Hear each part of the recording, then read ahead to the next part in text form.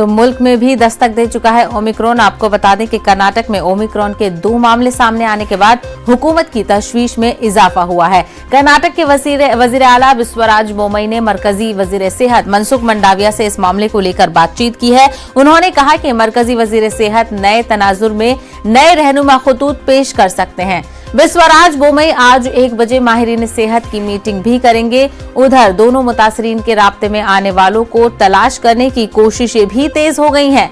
इसी बीच एयरपोर्ट और रेलवे स्टेशनों पर खुसूसी निगाह रखी जा रही है। मुतासरा मुल्कों से आने वालों की सख्ती से जांच की जा रही है। इस बीच सिंगापुर से त्रिची आने वाले एक मुसाफिर में कोरोना पॉजिटिव पाया गया है। उसे क्वारंटीन कर दिया गया है और जीनोम टेस्टिंग के लिए उसके सैंपल को चेन्नई भेज दिया गया है। तो जिस तरीके से आपको बता दें कि ओमिक्रॉन का खतरा बढ़ता जा रहा था, अब तक कई मामले इसके सामने आ चुके हैं। वहीं अब तक ये देखा जा रहा था कि हिंदुस्तान में इसकी दस्तक नहीं हुई थी, लेकिन अब हिंदुस्तान से भी इससे बच नहीं पाया। 2 मामलों की अब तक तस्दीक हो चुकी है और दोनों ही मामले कर्नाटक में पाए गए हैं। एक 66 साल के शख्स में ओमिक्रॉन की तस्दीक हुई है, तो वहीं दूसरा शख्स जो है वो 46 साल का बताया जा रहा है। और सबसे बड़ी जो बात सामने आ रही है, जी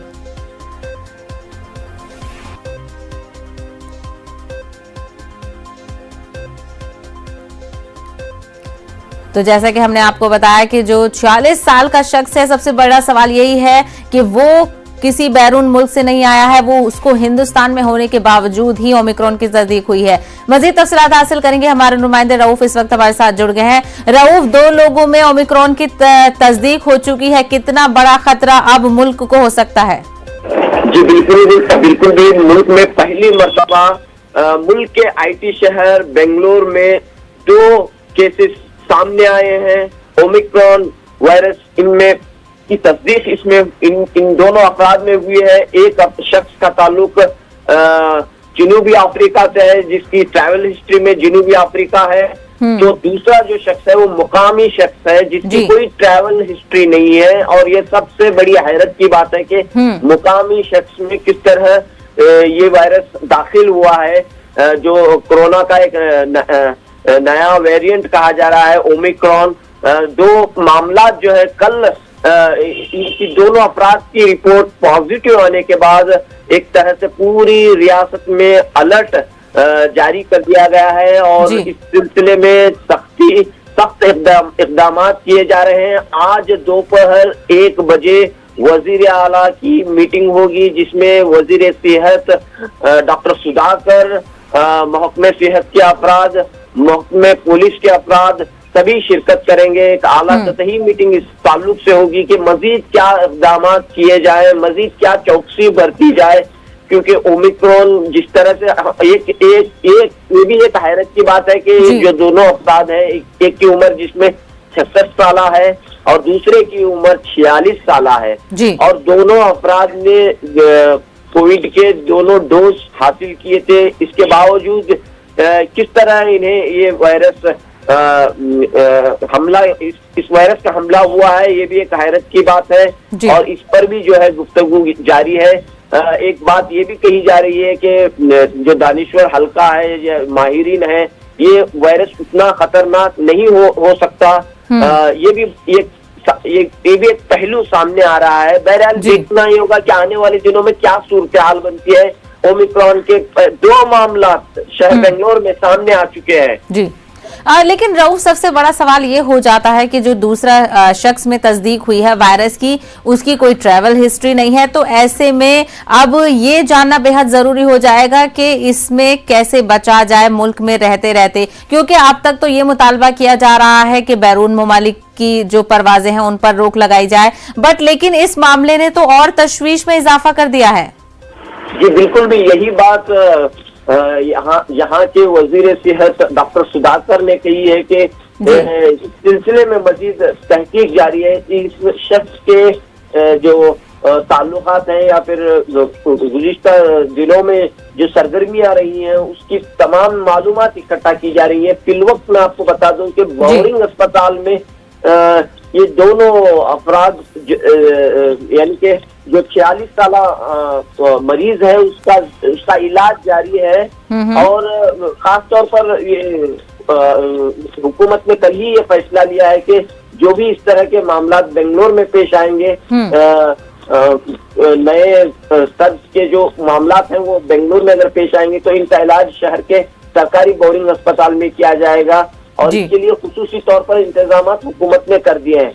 बहरहाल यहाँ पर हम देख रहे हैं कि आज फिर एयरपोर्ट में जो है खास तौर पर चौकसी बरती गई है।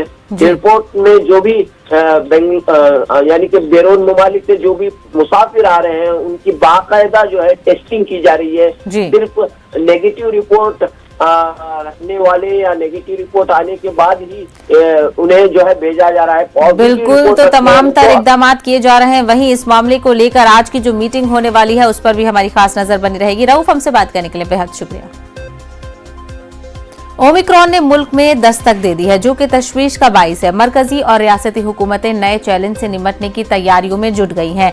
डॉक्टर नए वेरिएंट से मुकाबले के लिए तमाम तर एहतियाती तदाबीरें करने की सलाह दे रहे हैं। मास्क का इस्तेमाल करने समेत कोरोना जवाबित पर अमल करने का मशवरा डॉक्टर दे रहे हैं और जिन्होंने वैक्सीन अभी तक नहीं लगवाई है उन लोगों से जल्द वैक्सीन लगवाने की अपील की जा रही है। वायरस की नई किस्म से पैदाशुदा तशवीश के दरमियान हमारे नुमाइंदे खुर्रम शहजाद ने मारूफ डॉक्टर मोहसिन वली से बातचीत की। वेरिएंट ऑफ कंसर्न भारत पहुंच चुका है। हमारे साथ हैं डॉक्टर मोहसिन वली। डॉक्टर साहब, जिस तरीके से इस वायरस को लेकर के चिंता जताई जा रही है, अब भारत आ गया है, क्या कहेंगे? पहुंचना तो था ही, जिस हिसाब से बॉम्बे की फ्लाइट का चेकअप हो रहा था और सस्पिशन के हिसाब से ही सैंपल लिए गए थे।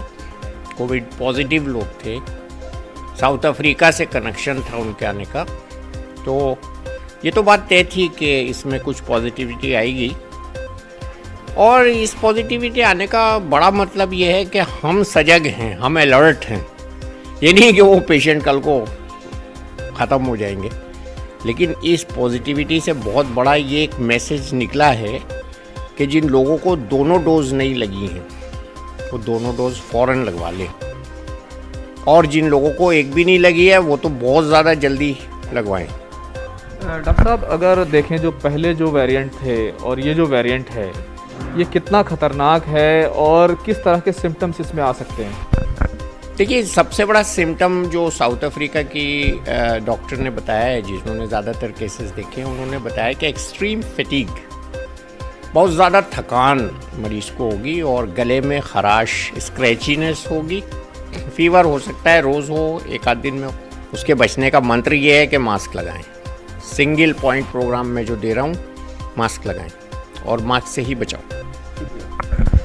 तो घबराना नहीं है, बल्कि बचाव के लिए काम करना है। डॉक्टर साहब ने सीधे तौर पर कहा है सोशल डिस्टेंसिंग तो करना ही करना है, लेकिन सबसे बड़ी बात यह है मास्क लगाना है। कैमरामैन कार्तिक के साथ खुर्रम शहजाद, न्यूज़ 18, दिल्ली। ओमिक्रॉन तेजी से दुनिया भर में फैल रहा है। अब तक 30 मुल्कों में कोरोना की इस नई किस्म की तस्दीक हो चुकी है। 24 नवंबर को ओमिक्रॉन के पहले केस की तस्दीक हुई थी जनूबी अफ्रीका से। आपको बता दें कि जनूबी अफ्रीका में तकरीबन 200 अफराद में नए वेरिएंट से मुतासिर लोग पाए गए हैं, जबकि बरतानिया में 30 से ज्यादा अफराद में ओमिक्रॉन की तस्दीक हुई है। अमेरिका में 5 मामलों की तस्दीक अब तक हो चुकी है। दुनिया भर के ममालिक इस नए खतरे से निपटने की तैयारी कर रहे हैं। नए वेरिएंट के फैलाव को रोकने के लिए हर मुमकिन इकदाम किए जा रहे हैं। इसी बीच जर्मनी में ओमिक्रॉन से निपटने के सख्त जवाबित मुरत्तब किए गए हैं। इन फैसलों में वैक्सीन न लगवाने वालों की अवामी जिंदगी को महदूद करना और टीकाकारी को लाजमी करार दिया जाना भी शामिल है। वैक्सीन की दोनों डोज ले चुके अफराद को ही रेस्टोरेंट, तफरीही मुकामात, शॉपिंग मॉल और दीगर अवामी मुकामात पर जाने की इजाजत होगी।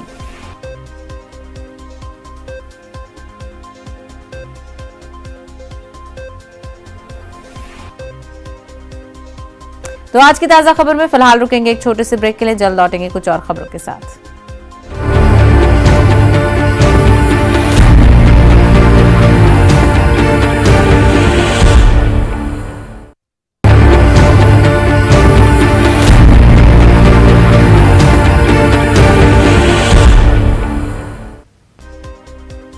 दिल्ली एनसीआर में बढ़ती हुई फिजाई आलूदगी के मामले पर सुप्रीम कोर्ट आज फिर समाअत करेगा। इस बीच मरकज ने सुप्रीम कोर्ट में हलफनामा दाखिल कर दिया है। हलफनामे में मरकज की जानिब से टास्क फोर्स तश्कील देने की बात कही गई है। 5 रुकनी टास्क फोर्स के सदर MM कुट्टी होंगे। इसी के साथ साथ 17 फ्लाइंग स्क्वाड भी तश्कील दिए गए हैं, जो रास्त तौर पर टास्क फोर्स को रिपोर्ट करेंगे। अगली 24 घंटों में फ्लाइंग स्क्वाड की तादाद बढ़ाकर 40 कर दी जाएगी। दिल्ली में सिर्फ अशियाए जरूरिया लाने और ले जाने वाले ट्रकों को दाखिले की इजाजत होगी। ख्याल रहे कि जुमेरात को समाअत के दौरान अदालत ने दिल्ली हुकूमत की सरजनिश की थी और आलूदगी को कंट्रोल करने के लिए मुताल्लिका हुकूमतों से ठोस इकदाम करने को कहा था। इसी बीच दिल्ली की हवा हुनूस जहरीली है। आज सुबह AQI लेवल 365 दर्ज किया गया है। आनंद विहार, रोहिणी, विवेक विहार में AQI लेवल 350 के पार है, जबकि जहांगीरपुर, मथुरा रोड और वजीरपुर में AQI लेवल 400 से ज्यादा दर्ज किया गया है।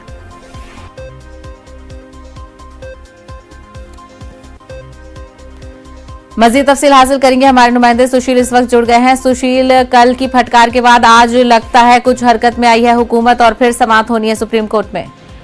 जी देखिए, साफ तौर से 24 घंटे का समय फिलहाल सुप्रीम कोर्ट ने केंद्र सरकार को दिया था, दिल्ली सरकार को दिया था। हालांकि केंद्र सरकार ने आनंद फानन में टास्क फोर्स का गठन किया है और ये कहा है कि उन्होंने फ्लाइंग स्क्वाड को इंक्रीज किया है और ये तमाम जो लोग हैं उनके पास ये अधिकार वित्तीय शक्ति का रहेगा, सजा देने का अधिकार रहेगा। लेकिन सवाल यह है कि आखिर अदालतों की फटकार के बाद ही सरकार हरकत में आती है। बहरहाल जो हलफनामा केंद्र सरकार की तरफ से दाखिल किया गया है, उस हलफनामे से सुप्रीम कोर्ट संतुष्ट कितना होता है ये देखने वाली बात होगी, क्योंकि सुप्रीम कोर्ट आज अपने तय समय से आधे घंटे पहले यानी कि 10 बजे ही बैठकर सुनवाई करेगा। क्योंकि सुप्रीम कोर्ट ने कल ये स्पष्ट किया था कि 10:30 बजे वो मामले की सुनवाई नहीं करेंगे, तो 10 बजे ही आज चीफ जस्टिस एनवी रमन्ना अपनी बेंच को लेकर बैठेंगे और प्रदूषण के मामले में सुनवाई करेंगे। तो आज की सुनवाई बेहद क्रूशियल होने वाली है। लेकिन उससे पहले केंद्र सरकार की तरफ से टास्क फोर्स का गठन करना कहीं ना कहीं सुप्रीम कोर्ट को ये बताने की कोशिश है कि केंद्र सरकार युद्ध स्तर पर प्रदूषण को कम करने के लिए तैयारी कर रही है। अब देखना बेहद अहम होगा जब सुप्रीम कोर्ट इस मामले की सुनवाई करेगा तो क्या कुछ अहम आदेश जारी करता है। बिल्कुल, तो वहीं कल समाअत के बाद से भी दिल्ली हुकूमत की तरफ से स्कूलों को बंद करने का फैसला भी लिया गया था आनंद फानन में, और अब कहीं ना कहीं हुकूमतें हरकत में नजर आ रही हैं। सुशील, टास्क फोर्स किन किन चीजों पर नजर रखेगी? जी देखिए, टास्क फोर्स गठन फिलहाल उन तमाम चीजों पर रखेगी जिस पर काम ऑलरेडी पोल्यूशन कंट्रोल बोर्ड कर रहा है। अवैध निर्माण कहीं राजधानी में ना हो, दिल्ली NCR में कहीं अवैध निर्माण ना हो रहा हो, कोई 10 साल 15 साल पुरानी डीजल व्हीकल गाड़ियां जो है वो सड़कों पर तो नहीं घूम रही हैं। डस्टिंग पोल्यूशन को लेकर किस प्रकार के काम कर रहे हैं अधिकारी, कोई कूड़ा तो नहीं जलाया जा रहा है। तो इन तमाम चीजों पर फिलहाल ये टास्क फोर्स अपना काम करेंगी और इनके पास ये अधिकार रहेगा कि वो तुरंत कार्रवाई करे। लेकिन बड़ा सवाल यह है कि ऑलरेडी कार्रवाई की जाएगी। और वहीं आज की समाअत में सुप्रीम कोर्ट का क्या क्या नजरिया रहता है, इस पर भी नजर बनी रहेगी। सुशील, हमसे बात करेंगे, बेहद शुक्रिया। जम्मू कश्मीर के बडगाम में एक शिप फार्म में बीती शब आग लग गई, जिसकी वजह से फार्म की इमारत पूरी तरह तबाह हो गई है। मशक्कत के बाद फायर ब्रिगेड अमले ने आग पर काबू पा लिया है। इस काम में मकामी लोगों ने भी ताउन किया है।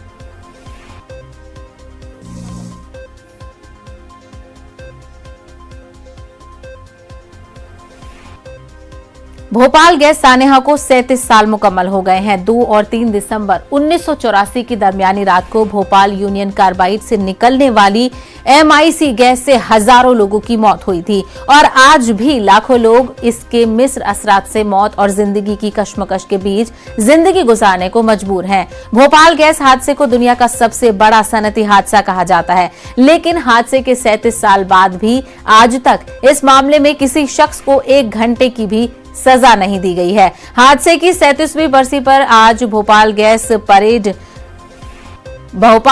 पीड़ित महिला उद्योग संगठन की कारकुनान ने हुकूमत से सवाल किया है कि गैस हादसे के जिम्मेदारान को सजा कब मिलेगी। मजीद तफसीलात हासिल करेंगे, हमारे नुमाइंदे मेहताब आलम इस वक्त हमारे साथ जुड़ गए हैं। मेहताब आलम, आज भोपाल गैस सानेहा को 37 साल हो गए हैं। सवाल यही है कि जिम्मेदारानों को सजा कब मिलेगी?